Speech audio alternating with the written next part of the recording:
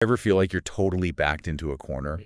Like no matter what you do, you're stuck. Ugh, yeah, I know that feeling. Well, today we're going to take a deep dive into a fascinating idea. Okay. Using surrender as a tactic to gain power. Really? Yeah. Sounds kind of crazy, right? It's definitely counterintuitive. Yeah. For sure. But it's not about, like, giving up, you Yeah. know? It's not waving the white flag. It's more about, like, sometimes stepping back or even just appearing to yield Oh, we sure. can actually give you a much stronger position. Okay, I'm intrigued. One of the sources we're looking at today uses this fable, the chestnut and the fig tree, to kind of illustrate this. I've heard of that one. Oh, have you? Yeah. It's about these two trees basically arguing over who's better protected. So the chestnut tree, he's like all puffed up, bragging about its armor and tough shell and all that. Right. And the fig tree's just kind of there with its soft fruit, looking all vulnerable. Right. So how does this, like, connect to surrender at all? Well, the fig tree makes this really clever point, you know? Yeah. It basically says that humans will go to crazy lengths to get at those chestnuts. Oh, yeah. Like, they use tools, they'll, pry it open. I mean, they're delicious. I get it. Exactly. Yeah. But the fig, people just pluck it and enjoy it. So what seems like weakness is actually its strength. So wait, the fig tree wins by not putting up a fight. Exactly. That's pretty wild. And this isn't just, some whimsical fable. Right. Think about ancient Greece. Okay. There's this famous story about the island of Melos. And its clash with, the mighty Athenian Empire. Yeah, okay. Vaguely remember this from history class. Didn't the Melians, like, refuse to surrender, even though they were totally outmatched? Yeah, they did. They were all about honor principle, even if it meant, total destruction. Wow. The Athenians, on the other hand, they were much more pragmatic. They were like, look, strength dictates the rules here. Join us or else, basically. Yeah, pretty much. So the Melians stuck to their ideals, and it didn't end well, I'm guessing. Yeah, it's a bit of a cautionary tale, you could say, about the dangers of, sticking to idealism when you're facing overwhelming power. Right. I mean, obviously, this isn't about saying ruthless behavior is okay. Of course, yeah. But it shows that sometimes to survive, you got to make tough choices. Right. Even if it means, swallowing your pride or adapting your ideology a bit. So how do we know when it's better to bend than to break? Like, what are the signs that a strategic surrender is the smarter move? Well, that's where things get really interesting. Okay. It's all about really assessing the situation carefully, weighing those potential costs and benefits. Right. Like, it's like a chess game. Sometimes you got to sacrifice a pawn to protect your king, right? Okay, so instead of just charging in head first, we need to, like, step back, think strategically. Exactly. Figure out how to get to our goal, even if it's not the most straightforward path. Yeah, and sometimes that path involves some, some surprising tactics. Okay. Even humorous ones. Oh, okay. There's this great anecdote about Voltaire. Voltaire, the writer? Yeah, the famous Enlightenment writer. Okay. He was in a pretty dicey situation once, surrounded by an angry mob in London. Wait, Voltaire, Candide Voltaire. Yeah, that's him. What got him in so much trouble? Well, there was a lot of anti-French sentiment at the time. And the crowd, well, let's just say they weren't very welcoming. Yeah. To them, he was the enemy, Yikes. That sounds intense. So how'd he get out of that mess? Did he try and argue with them, or? Voltaire was a master debater, yeah. But this time, he did something completely different. Really? Instead of defending himself, he acknowledged their anger. And he said something like, "Gentlemen, you wish to kill me for being French. Is it not punishment enough that I was not born an Englishman?" He played the misery loves company card. Yeah. That's hilarious and so clever. Did it work? Totally disarmed them. The crowd, they burst out laughing, and instead of attacking him, they ended up escorting him home. Wow. So by seemingly surrendering, by acknowledging their point of view, he actually gained control of the situation. Exactly. That's such a powerful example of how, like, using an unexpected tactic can shift the whole power dynamic. Absolutely. It's like using humor as a judo move. Use your opponent's energy against them. I like that. And speaking of unexpected moves, let's jump over to 19th century Japan. Okay. They were facing a ton of pressure from Western powers who wanted to, force trade and influence. What they did next might look like surrendering. Oh, really? But it was actually a really brilliant move. I'm all ears. How they use, like, surrender to their advantage? Well, Japan's leaders realized that the West had them beat. Yeah. In terms of technology and military might, at least. Right. So instead of resisting, they just went full speed ahead with modernization. Wow. Actively learning from the West, adopting their ideas, their technologies. So they turned what seemed like a weakness into a strength. Exactly. By surrendering to the need to, like, learn and adapt, they actually became more powerful. Exactly. They transformed from this isolated nation into a major world power. It's a perfect example of how this strategic surrender, acknowledging a temporary disadvantage and adapting, can actually make you stronger and more resilient in the long run. This is blowing my mind. We've gone from fig trees to ancient Greece to Voltaire to Japan. It's incredible to see this concept play out in so many different ways. It's everywhere. It really makes you wonder, like, where else does this idea apply? Well, you don't have to look very far. Oh. Even ancient wisdom, offers some insights into this power of yielding. Okay. Take, for example, that biblical teaching to turn the other cheek. Oh, yeah. A lot of people think it's about being passive, submitting to violence. I mean, that's what I always thought. Yeah, a lot of people do, but it's actually way more nuanced than that. Really? Yeah. So how does that turn the other cheek thing, how does that fit into this idea of strategic surrender? If you look at it in context, especially in the Sermon on the Mount, it becomes clear that it's not about being weak or being a pacifist. It's a calculated form of non-resistance to gain a different kind of power. Okay, so it's not about letting people walk all over you. Yeah. It's about choosing a response that, while it seems submissive, actually disrupts the power dynamic. Exactly. It's about taking the moral high ground, not letting your opponent drag you into this, cycle of retaliation. Right. And ultimately, you end up with a more advantageous outcome, playing the long game, using the strategic surrender to get to a different kind of victory. This is all so fascinating, but I have to admit, it's a little overwhelming too. Like, this concept of strategic surrender feels like it could apply to so many parts of life. It does. But I'm not really sure how to start applying it to my own situation. Right. It's like we've been looking at this giant map of strategic surrender, all these historical landmarks, these fascinating examples, but now we need to zoom in and figure out where we are on that map. Exactly. The real power of all these examples is in how they can help us navigate our own, personal battles. Oh, okay.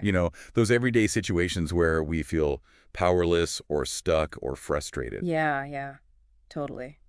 So where do we even begin? It's so easy to get caught up in that fight or flight thing when we're facing a challenge. Yeah, it is. And that's where this idea of strategic surrender can really help. Okay. It asks us to stop, take a breath, and ask ourselves, what if, instead of pushing harder, I tried something totally different? What if I let go of needing to control everything and embrace something more flexible? Or adaptive. Exactly. Okay, that makes sense. But how do we know when to use this? Are there any signs that we might be stuck in, fight mode when a surrender strategy would work better? Think about the parts of your life where you're just constantly drained. Work, relationships, even within yourself. Are you just hitting your head against the same wall over and over and getting nowhere? Yeah. That's probably a good sign that you need to change your perspective. So instead of trying to force things, maybe it's about asking, is there a way I can work with this instead of against it? Exactly. Maybe it's about, delegating a task instead of micromanaging every little detail. Oh, yeah. Or maybe it's setting aside your ego in a disagreement, really listening to the other person. I could even see it being recognizing when you're fighting a losing battle, against something you can't control. Yeah. Like traffic. Yeah. Or a sudden change of plans. Whoa, totally. And instead of getting all stressed out, you just choose to, surrender to it. Right. And you find a way to make the best of it. Exactly. Those are all great examples of how this strategic surrender thing can work in our daily lives. It's about recognizing that true strength isn't about force, but about flexibility, adaptability, and letting go of what we can't control. This has been so eye-opening. It makes me realize that surrender doesn't have to be this negative word. Yeah. It can actually be this powerful tool to help us reach our goals, to strengthen relationships, and even to just find more peace within ourselves. It's about realizing that sometimes the most direct path to where we want to go isn't a straight line. Yeah. It's more like a winding path, one that requires us to bend, adapt, even surrender sometimes. So the next time you're feeling overwhelmed or stuck, remember those fig trees? Voltaire's clever comeback, Japan's transformation? Just take a breath, step back, and ask yourself, could a little strategic surrender actually help me win this? That's a great question to think about. Yeah. And remember, sometimes the most unexpected move leads to the most incredible victories. I love that. Thanks so much for joining us on this deep dive into the surprising power of surrender. We hope you've learned something valuable that you can use in your own life. We'll see you next time for another fascinating exploration. It's about carefully assessing the situation. Okay. Weighing the potential costs and benefits. Thoughts and benefits. Okay. Yeah, it's like, in the game of chess, sometimes the best move is to sacrifice a pawn to protect your king. Oh, so instead of charging in head first, we need to step back, think strategically, figure out how to achieve our goals, even if it means taking a more roundabout path. Precisely. And sometimes that path can involve some, surprising tactics, even humorous ones. Okay. There's this fantastic anecdote about Voltaire. Wait, Voltaire? Yeah. The Candide guy. The famous Enlightenment writer. Okay. He found himself in a pretty dicey situation once. Oh. Surrounded by an angry mob in London. Oh, Voltaire. What got him in trouble? Well, anti-French sentiment was running high at the time. Yeah. And the crowd was, shall we say, less than welcoming. Oh, yikes. That sounds intense. Yeah. So how did he get out of that mess? Did he try to argue his way out, or? Voltaire was a master of wit and reason. Right. But in this case, he took a completely different approach. Oh, really? Yeah, instead of defending himself or engaging in a debate, he acknowledged the mob's anger with this brilliant self-deprecating remark. Huh? Something along the lines of, "Gentlemen, you wish to kill me for being French. Is it not punishment enough that I was not born an Englishman?" He played the misery loves company card. Exactly. That's hilarious and incredibly clever. It was. It totally disarmed them. Wow. The crowd burst into laughter. Oh, wow. And instead of attacking him, they ended up escorting him safely back home. So, by seemingly surrendering, by acknowledging their point of view, he actually gained control of the situation. Exactly. That's such a powerful example of how unexpected tactics can completely shift the power dynamic. Absolutely. It's like using humor as a judo move.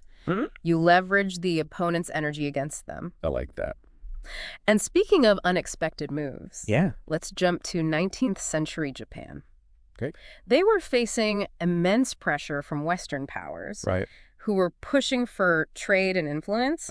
What they did next might look like surrender at first glance. Oh, really? Yeah, but it was actually a brilliant strategic maneuver. Okay, I'm all ears. Yeah. How did Japan use surrender to their advantage? Well, Japan's leaders recognized that the West had them beat. In what way? In terms of technology and military might. Ah, right. So instead of resisting, they embarked on a period of rapid modernization, actively learning from the West and adopting their ideas and technologies. So they basically turned their perceived weakness into a strength. Exactly. By surrendering to the need to learn and adapt, they ultimately became even more powerful. Exactly. Wow. They transformed themselves from a relatively isolated nation into a major world power. It's a perfect example of how strategic surrender, Right. in the sense of acknowledging a temporary disadvantage and adapting accordingly, can lead to greater strength and resilience in the long run. This is blowing my mind. We've gone from fig trees to ancient Greece to Voltaire to Japan. Yeah. It's incredible to see how this concept plays out in such diverse contexts. Yeah, it really is. It makes you wonder where else this idea of strategic surrender might apply. Well, you don't have to look very far. Really? Even ancient wisdom traditions offer insights into the power of yielding. Oh. Take, for example, the biblical teaching to turn the other cheek. Oh, yeah. I've always wondered about that one. It's often misconstrued as promoting passive submission to violence. Right. But it's actually much more nuanced than that. So how does turning the other cheek fit into this idea of strategic surrender? If you look at the context, particularly in the Sermon on the Mount, it becomes clear that it's not about weakness or pacifism. It's about a calculated form of non-resistance aimed at gaining a different kind of power. Oh, so it's not about letting people walk all over you. Yeah. But about choosing a response that, while seemingly submissive, actually disrupts the expected power dynamic. Exactly. Okay. It's about maintaining your moral high ground. not letting your opponent drag you into a cycle of retaliation, and ultimately achieving a more advantageous outcome. I see. Okay. It's about playing the long game, right? Using strategic surrender to pave the way for a different kind of victory. This is all so fascinating, but I have to admit, it's a little overwhelming too. It can be. It feels like this concept of strategic surrender could apply to so many areas of life. It does. But I'm not sure how to start applying it to my own situation. That's a great point, and one we should definitely explore. Okay. Because ultimately, all these examples, right, from ancient fables to historical events, are not just interesting stories. They're meant to offer us guidance for navigating the complexities of our own lives. So how do we bridge that gap? Right. How do we take these grand historical examples and translate them into practical actions we can take in our everyday lives? Yeah, it's like we've been looking at this map, of strategic surrender with all these landmarks, all these historical examples. Right, and now we need to figure out where we are. Exactly. The real power of all these examples is in how they can help us in our own personal battles. Yeah. When we feel stuck or frustrated or powerless. Right. Yeah, totally. So where do we even begin? Well, it's so easy to get caught up in that fight or flight response. It is. And that's where the concept of strategic surrender can really help. Okay. It invites us to just pause, take a breath, and ask ourselves, what if instead of pushing harder, I tried a different approach? Sure. What if I let go of the need to control everything and embrace a more flexible, adaptive mindset? Okay, that makes sense. But how do we know when to apply this? Right. Are there any signs that we might be stuck in that fight mode when a surrender strategy would be better? Think about the areas in your life where you constantly feel drained. Okay. Work relationships, even within yourself. Yeah. Are you banging your head against the same wall over and over again? Yeah, been there. And you're getting nowhere. Yeah. That's a pretty good sign that maybe you need a shift in perspective. So instead of trying to force things, maybe it's about asking, is there a way I can work with this? Yeah. Instead of against it. Exactly. Maybe it's about delegating a task instead of micromanaging everything. Right. Or maybe it's about setting aside your ego in a disagreement and really trying to listen to the other person. It could even be recognizing when you're fighting a losing battle, right? Like against something you can't control. Totally. Like traffic or a sudden change of plans. Oh, yeah. And instead of stressing out, you just choose to surrender to the moment and make the dust of it. Those are all fantastic examples of how this principle of strategic surrender can play out in our daily lives. Yeah. It's about recognizing that true strength often lies not in brute force, but in flexibility, adaptability, and a willingness to let go of the things we can't change. This has been such an eye-opening conversation. It has. It's made me realize that surrender doesn't have to be a negative word. Yeah. It can actually be a powerful tool for achieving our goals. Absolutely. For strengthening our relationships, and even for finding more peace within ourselves. I completely agree. So the next time you find yourself feeling stuck or overwhelmed, remember those fig trees. Remember Voltaire's clever quip. Remember Japan's strategic transformation. Yeah. Take a breath, step back, and ask yourself, could a little strategic surrender actually help me win this battle? It's a great question. And remember, sometimes the most unexpected move can lead to the most remarkable victories. That's a great note to end on. Thank you so much for joining us on this deep dive into the surprising power of surrender. We hope this has given you some valuable insights that you can apply to your own life. We'll see you next time for another fascinating exploration